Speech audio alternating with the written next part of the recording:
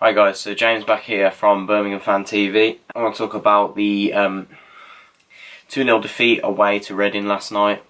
Such a bitterly disappointing performance again. I don't think it's something that we can necessarily blame on Monk because, if we go back to the start, we look at the lineup. It's exactly the lineup I called.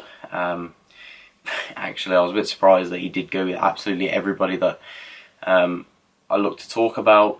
But wasn't surprising in the fact that you knew the changes were coming, so there was a chance of that. I thought the team was well balanced. I thought it had good structure to it, plenty of pace, and enough experience, I thought, to overcome Reading. No disrespect to Reading.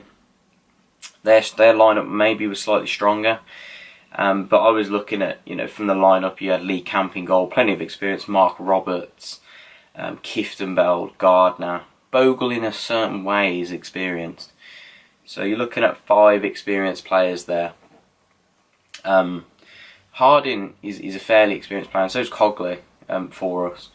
So I thought that the team had a little bit of everything that we needed to overcome Reading. But from the start it was evident that we were going to be on the back foot for a lot of this game. The first goal came quite early on. I can't remember the specific minute. I think we were 15 minutes in, and it was just the most basic of goals that we didn't deal with a few things before that. It all started because our midfield was missing all game. We had no midfield. We had nothing in the middle of the park, which was again bitterly disappointing considering we had Kieftenbeld and Gary Gardner in there, 2 players that should know the league inside out, know this league. They should be up to scratch, and they just weren't. And it was a little lofted ball over the top, well weighted ball again, and I think it was Dan Scarr they got the better of. They were in behind Dan Scarr, and it was a tidy finish. Not much Camp could do about it, to be honest. Drilled it low into the corner, and then at 1-0 down away from home, you're on the back foot, aren't you? You're chasing the game. And you've got to go to the opposition so they can, all they've got to do is play keep ball and knock it round you. And we're looking at like 20-25 minutes in, and fans are singing, we've got the ball, we've got the ball, we've lost the ball, we've lost the ball. Now, yes, I know it's frustrating, we've travelled all that way, we've paid all that money. Well, I say all that money, you've probably paid, I don't know, it depends if you've travelled by yourself, 20-25 quid in petrol, 30 quid. And then a tenner for a ticket. But come on, we're 3 games into the season, we're 3 games in, 2 league and 1 cup game, and we've drew to Norwich, a good team, we've lost to Middlesbrough away, a good team, and we're losing with half the kids out to Reading, and you're singing we've got the ball, we've lost the ball, and like sarcastically cheering players. I don't agree with that. I don't know who was singing that, but there was a small majority. I don't agree with that. I don't know why you were doing it. But let's move on. But some of the things I was disappointed was we were so lacking in composure. Such a lack of we needed one of those players in midfield to take the ball and not be afraid to move with it and to make something happen.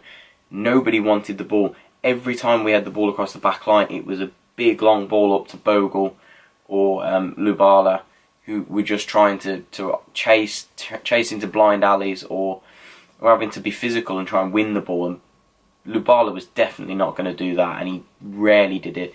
And Bogle was so isolated; he probably had 3 on them at half the time. So we were really poor first half. And the game itself was atrocious. Apart from the goal, they really didn't threaten that much. Slightly better in possession, Reading, for sure, but didn't threaten. And then going into second half, I expected us to come out firing in second half and at least have a go. It was just the same story again. Long balls over the top into the channels. Every pass we made was sloppy. It was weak. It was lethargic. The passing was just, I don't know, we just weren't on it yesterday. There was no team cohesion. And the changes he made, I expected us to look a bit brighter. He made the changes. He brought on Shay Adams for Bogle. I didn't understand that. Bogle had been the better of the two strikers. He had. No disrespect to Lubala, but he wasn't. He didn't have a great night. He's still young, so. But I thought Shay and Bogle up front could have worked quite well. Okay, so he took them off. He took off Mahoney, who I thought was the better of the two wingers, and brought on Hotter. And I just want to say both substitutions were so ineffective. They were just... It didn't do anything. Mags probably would have been a better choice to bring on. I understand why he tried to bring Hotter on, to freshen things up and have that, maybe that person that he's hoping will take the ball and make something happen. He just didn't. He looked like he was going to make something happen, and then he never did. He flattered to deceive. So it was frustrating. The only positive was to see Charlie Lakin come on and give it a good go. Gary Gardner huffed and puffed, but didn't do anything. I expected him to be a lot better on the ball and bringing it forward. He wasn't. And then the second goal for Reading, it looked like from where I was, it was a really well taken free kick.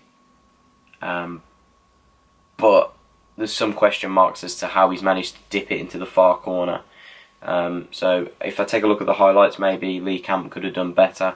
I thought actually overall, apart from the free kick, which looks a bit suspect, I'm not sure, it's either a world-class free kick or Camp could have done a lot better. I thought he dealt with most things okay, actually, and maybe would look to start him on Friday night. He came out of his box quite well, caught a couple of things, but this is what I mean. They didn't test him that much apart from the 2 shots on goal. They didn't really test him, which is so disappointing. And then we had a chance with 5 minutes to go, an absolute golden chance to give us a half a lifeline. The ball was bouncing around in the box, and they went to clear it on the edge of the box, and Shea blocked it, and it fell directly to him in behind. One-on-one with the keeper. He had time to take 2 or 3 touches, and either if he squared it, I can't remember, but someone had an open goal to his right, and as someone who played as a forward, I can understand he went for goal himself, which is fine, but it was the easiest of opportunities you could have ever imagined. All he had to do was dip his shoulder. He was one-on-one with the keeper, big open goal, and he's just scuffed it into the keeper. And I'm so frustrated with Shay Adams at the minute. I am so frustrated with him, because I think I raved about this kid so highly. I believe this kid can make it at the top level into the Prem, but my God, he has got to pick himself up and start working harder. Someone pointed out to me yesterday that he didn't even come and applaud the fans at the end.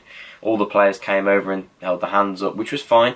I'm not going to say it wasn't for trying. We were just really poor. Someone said to me, Shay Adams didn't even come over and clap, and that's frustrating, kid. You've got to at least come over and acknowledge that we travelled in numbers, and